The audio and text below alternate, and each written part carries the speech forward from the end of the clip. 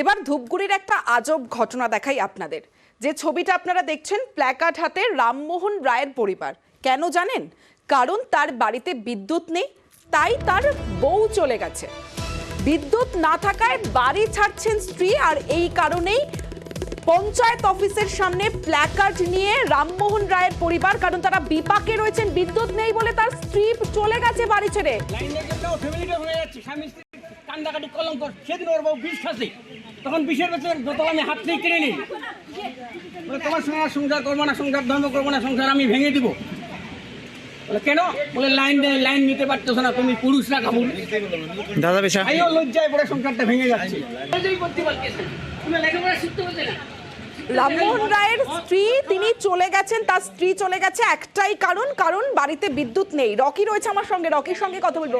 Rocky, প্রথমেই যে বিষয়টা জানতে চাইবো, এই রামমোহন রায়ের বাড়িতে কেন বিদ্যুৎ নেই? তমশ্রী, এআই এর জমানা, তারপরেও কিন্তু বিগত 4 বছর ধরে বিদ্যুৎ সংযোগ না থাকার কারণে অন্ধকারে গোটা পরিবার সমস্যায় পড়েছেন তারা।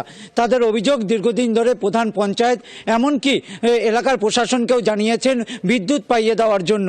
ঘটনাটি ধূপগুড়ি ব্লকের অন্তর্গত বারোঘরিয়া গ্রাম পঞ্চায়েতের কামাতপাড়া এলাকায়। রামমোহন রায়ের অভিযোগ রয়েছে যে সেই এলাকায় সব জায়গায় বিদ্যুৎ থাকলেও তার বাড়িতে বিদ্যুৎ নেই। পাশের বাড়ির থেকে বিদ্যুৎ চালাচ্ছিল, কিন্তু 4 বছর আগে সেই বিদ্যুৎ সংযোগ বিচ্ছিন্ন করে দেয় পাশের পরিবারে যারা থাকেন তারা।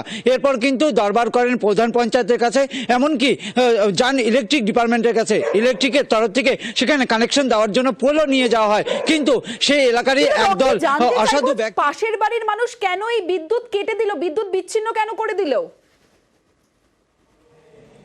দেখো, তারা তাদের থেকে টেম্পোরারি ভাবে কানেকশন নিয়ে বিদ্যুৎ চালাচ্ছিল, কারণ তাদের স্থায়ীভাবে কিন্তু কোনো বিদ্যুৎ সংযোগ ছিল না। তারা ইলেকট্রিক ডিপার্টমেন্টের কাছেও গিয়েছিল, এমনকি তাদের সংযোগ দেওয়ার জন্য পোলও ফেলানো হয়েছিল, কিন্তু সেই এলাকার কিছু অসাধু ব্যক্তি তাদেরকে সেই কানেকশন নিতে দিচ্ছে না বলে অভিযোগ রয়েছে। পঞ্চায়েত প্রধানের কাছে বারবার দরবার করেছে, কিন্তু কোনো সুরাহা না পেয়ে আজ গ্রাম পঞ্চায়েত এলাকা সেখানে এসে তার সপরিবারে কিন্তু প্ল্যাকার্ড হাতে নিয়ে বিক্ষোভ দেখান এবং ধর্নায় বসেন। তাদের অভিযোগ যে প্রধান পঞ্চায়েতকে 4 বছর ধরে তারা জানাচ্ছেন, কিন্তু কোনো রকম সুরাহা হচ্ছে না।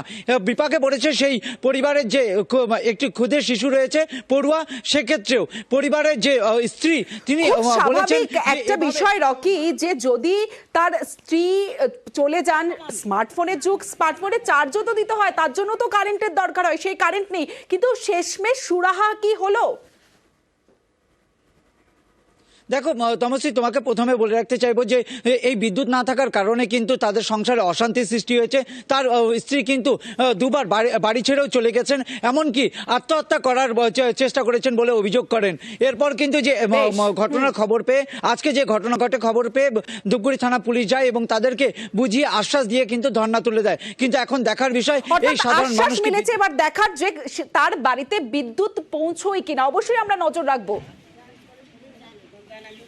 বিদ্যুৎ না থাকার ফলে কি সমস্যা হচ্ছে আপনাদের বাড়িতে?